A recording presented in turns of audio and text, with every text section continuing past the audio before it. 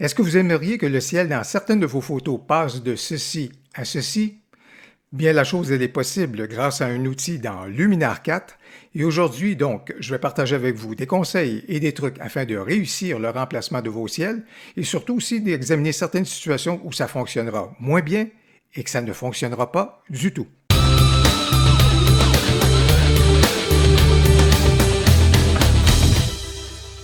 Bonjour, mon nom est Louis Lavoie, je suis l'auteur du blog fairedelabelephoto.com, un blog qui s'applique tout comme cette chaîne-ci à partager avec vous des trucs, des conseils, des astuces, de même que des découvertes afin que vous puissiez progresser dans votre cheminement photo. Et si vous aimez des vidéos comme celle-ci, n'hésitez pas à cliquer sur j'aime et à vous abonner à ma chaîne YouTube. On va sauter immédiatement dans le vif du sujet parce que vous vous intéressez au remplacement du ciel et vous faites un choix qui est extrêmement intéressant avec l'outil de Luminar 4. Il y a beaucoup de situations pour lesquelles le remplacement du ciel se fait extrêmement bien, mais je veux vous montrer certaines situations où est-ce que ce sera un peu plus un défi. Il y aura donc des manipulations à faire et je vais également vous montrer des situations où ça ne fonctionnera pas du tout, de façon à ce que vous ne soyez pas frustré et surtout que vous soyez en mesure de bien identifier à ce moment-là les photos qui ont les meilleures possibilités de voir une modification du ciel sans trop de difficultés. C'est important pour moi de vous faire connaître cela. Je veux profiter de cette photo-ci qui est prise au bouton pour vous parler de certains éléments là, qui sont préambulaires, si vous voulez, au remplacement du ciel. La première des choses, il faut toujours s'assurer de bien vérifier au niveau des aberrations chromatiques et si vous voulez, pour corriger celles-ci, parce qu'elles sont peut-être pas évidentes dans un ciel qui est délavé comme ça, mais dès que vous allez remplacer le ciel, elles pourraient devenir de façon beaucoup plus évidente. Alors, dans Luminar 4, on corrige le tout en cliquant juste ici, donc sur Canva. Et au niveau des lentilles, juste ici, à ce moment-là, on vient cliquer sur supprimer les franges et puis enlever les aberrations chromatiques. À ce moment-là, déjà, on va charger le logiciel de faire quelques correctifs à ce sujet-là. La deuxième des choses, c'est que je vous encourage vraiment à faire vos propres photos du ciel. Avec le Luminar 4, il y a des ciels qui viennent avec le logiciel, mais tout le monde va se retrouver à manipuler les mêmes ciels. C'est pour ça que je vous encourage à aller faire vos propres photos de ciel. Et à cet effet-là, regardez dans le descriptif de la vidéo, vous allez retrouver les conseils pratiques qui viennent de Skylum et qui sont à ce moment-là les conditions gagnantes à respecter, si vous voulez, et les paramètres à respecter pour la prise de vos photos, de façon à ce que l'algorithme et l'intelligence artificielle, si vous voulez, utilisent à bon escient à ce moment-là les photos que vous allez prendre de vos ciels. Il y a vraiment des paramètres qui sont à respecter, donc vous allez retrouver le tout dans le descriptif. C'est une lecture qui m'apparaît extrêmement importante. Troisième des choses, faut jamais faire le remplacement du ciel à l'intérieur d'un calque. Pour que l'algorithme fonctionne correctement au niveau de l'intelligence artificielle, on a besoin de faire le remplacement du ciel dans la photo originale, si vous voulez, sur la toute première couche à ce moment-là. Ça ne fonctionnera pas si vous allez sur le calque. Alors, vous pouvez répéter après moi, j'essaierai jamais de remplacer le ciel sur un calque, ça ne fonctionnera jamais. Quatrième élément, il faut être réaliste. Et je vais vous montrer justement une photo ici où ce serait superbe de remplacer le ciel. Ce serait très intéressant. Mais vous allez voir ici une situation où ça ne fonctionnera pas. Vous voyez bien, le ciel est tout à fait délavé. Et par défaut, si vous voulez, je vous dirais que l'algorithme d'intelligence artificielle pour le remplacement du ciel de Skylum adore les ciels délavés comme ça. C'est merveilleux, c'est super facile à remplacer le ciel par rapport à cela. Donc, ça serait une situation tout à fait gagnante. Si ce n'était juste ici que vous pouvez voir qu'il y a des nuages qui étaient en basse altitude, si vous voulez, qui viennent se mettre devant le paysage juste là. Et je vais faire une tentative de remplacer le ciel, si vous voulez. Donc, pour ce faire, où est-ce que je retrouve ça? C'est dans, juste ici, l'icône créatif. Alors, je clique sur cette icône-là, ça fait éclater, si vous voulez, tous les filtres qu'on y retrouve. Et le tout premier que vous retrouvez en haut, c'est donc le filtre qui va servir au remplacement du ciel, si vous voulez. Et c'est donc, je vais donc utiliser un filtre ou un ciel juste ici pour remplacer le tout. J'utiliserai par exemple celui-ci. pour donner une certaine personnalité. Alors vous voyez, oh là là, ça a déjà un bel effet, ce serait extrêmement sympathique, ce serait super bien, mais regardez ici comment l'algorithme et l'intelligence artificielle a de la difficulté à concilier le nouveau ciel avec les nuages qui sont déjà là. Ça fait vraiment une espèce en fait, une espèce, non pas de cul-de-sac, mais une espèce d'embouteillage d'informations. Alors, des fois, quand on a des ciels où est-ce qu'on a déjà des nuages qui sont là avec beaucoup de personnalité, l'algorithme va avoir de la difficulté à remplacer, substituer le nouveau ciel, si vous voulez, aux traces de l'ancien. Alors, juste ici, encore une fois, j'aurais beau faire plein de manipulations et je pourrais passer plusieurs minutes à essayer de corriger le tout, mais vous voyez qu'ici, ça apparaît peu réaliste, si vous voulez. Donc, dans ce cas ici, il faut accepter le fait que, à cause de cette situation-là, si vous voulez, à cause de cette configuration-là, le remplacement du ciel ne sera pas possible. Un autre petit exemple, très rapidement, encore une fois, vous voyez une espèce de banc de nuages qui est venu se glisser juste ici. Alors, l'algorithme aurait aucune difficulté, si vous voulez, à remplacer le ciel qui est juste là au-dessus des montagnes, mais avec une avancée de nuages comme ça, ou encore du brouillard, ou encore de la brume. Vous allez voir qu'à ce moment-là, l'algorithme a quelques difficultés avec cet élément-là. Alors, je pourrais utiliser, par exemple, juste pour faire la démonstration, j'en arrive là, remplacement du ciel, vous avez pu voir, j'en ai choisi un, ou je pourrais en choisir un autre. Mais vous voyez que juste ici, cet élément-là, si j'agrandis, ben à ce moment-là, vous allez voir que ça fait une espèce de magma d'information qui est un peu mal défini et des choses comme ça. Alors, c'est pourquoi il y a un peu de difficulté par rapport à cela. En fouillant un tout petit peu, si vous voulez, il y a quand même une hypothèse qui pourrait fonctionner. Si j'y allais comme ça, je vous dirais que la configuration du ciel ici peut être sympathique.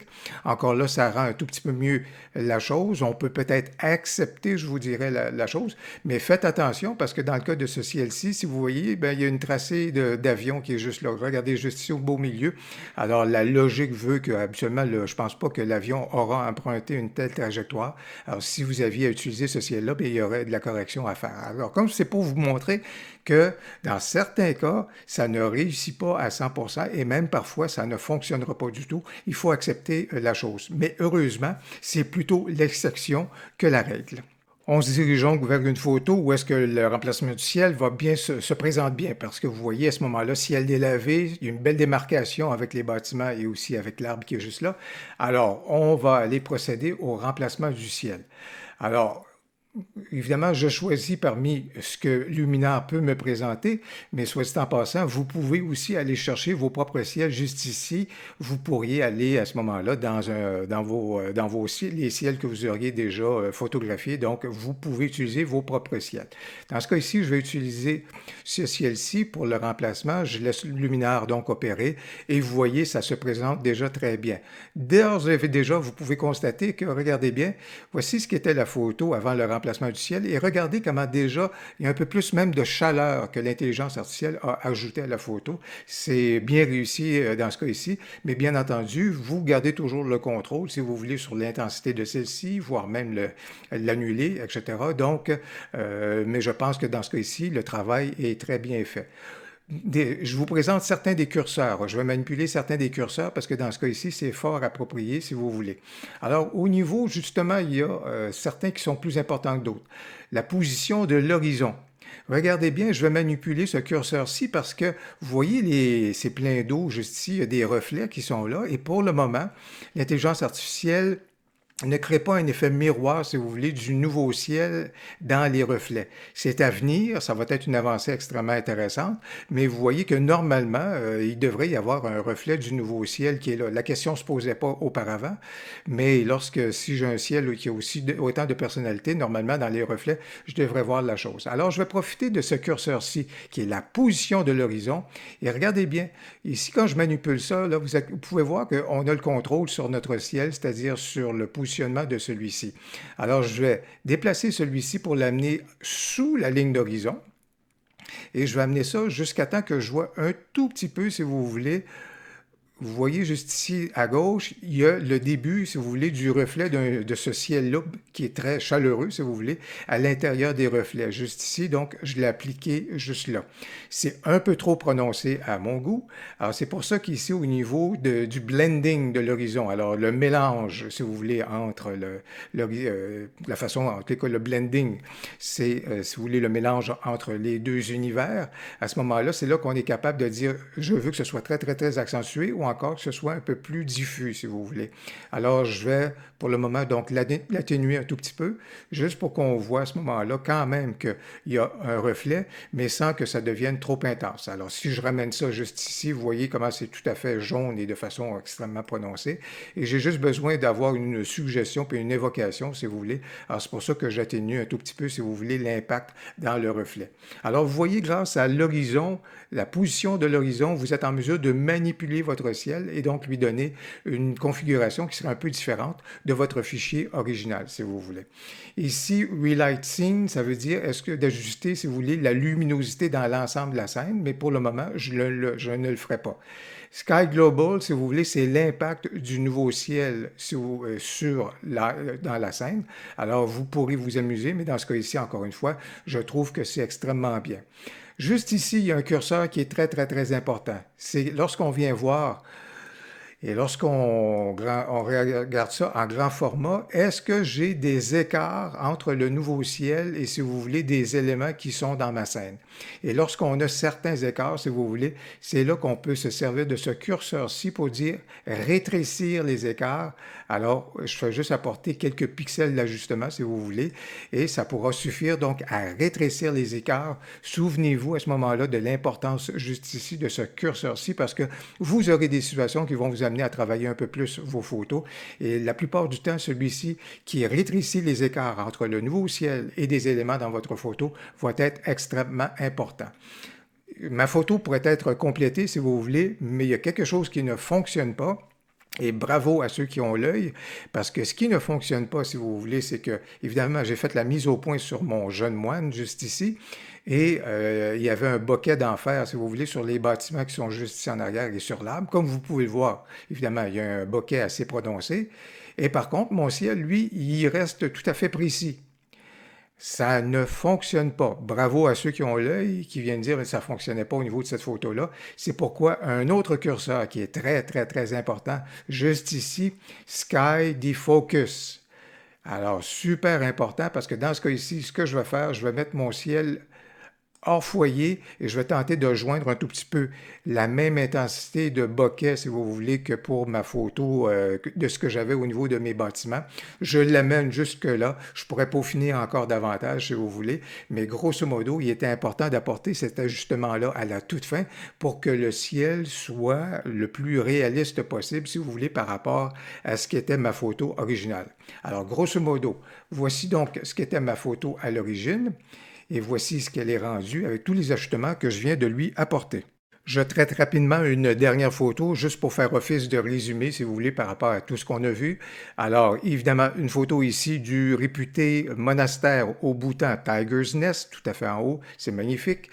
Et à ce moment-là, cette photo-ci mériterait peut-être d'avoir un ciel qui a un peu plus de personnalité. Alors, évidemment, d'entrée de jeu, qu'est-ce que j'ai fait? Je me suis assuré, dans la mesure du possible, de supprimer les franges par rapport à cela. Et donc, je m'en vais donc remplacer le ciel, si vous voulez. J'ai évidemment apporté d'autres retouches là, pour préciser le tout, mais là, je me dirige davantage vers juste ici, ce ciel-ci, à ce moment-là que je choisis pour cet élément-là, je regarde rapidement pour voir s'il y a des écarts à combler, des trucs qui sont à retoucher. Ça m'apparaît très bien, donc il n'y a pas d'écart à combler, il n'y a donc pas de position d'horizon à replacer, ni si vous voulez, de blending entre l'horizon, le ciel et l'horizon à ce moment-là. Donc, ça se déroule très, très bien. S'il y a une chose que je ferais peut-être et qui est toujours pertinente de faire, c'est toujours peut-être un petit peu de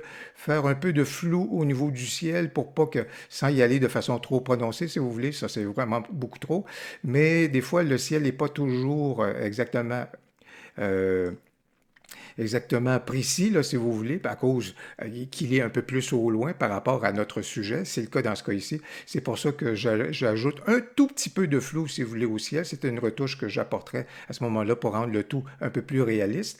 Une dernière chose que je ferai, je créerai donc un calque. Je vais créer un calque jusqu'ici.